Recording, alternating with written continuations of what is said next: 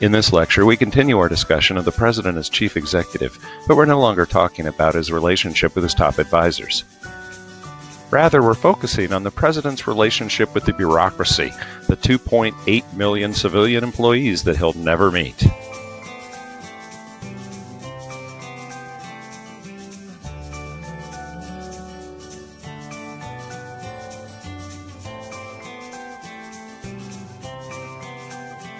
But in 1881, President James Garfield was assassinated by a crazed supporter who was seeking a job from the president. This led to the passage of the Pendleton Act of 1883. The Pendleton Act established what's known as the civil service system. In a civil service system, job holders are supposed to be picked on the basis of their merit rather than their political leanings. Under the civil service system, individuals must pass an exam demonstrating their expertise before they can be hired. And once employees pass a probationary period, they can only be fired for cause.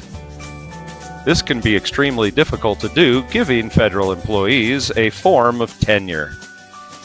The civil service system was adopted because it brings several important benefits to government. First, of course, it ensures that governmental employees are picked and retained on their expertise, not on their politics. That means hopefully they know what they're doing when they tackle society's problems. This makes sense because most governmental jobs don't depend on whether you're a Democrat or a Republican. For example, if you're hired as a coroner, it doesn't really matter whether you're a Democrat or a Republican to do your job well. In addition, civil service employees provide important institutional memory to governmental bureaucracies.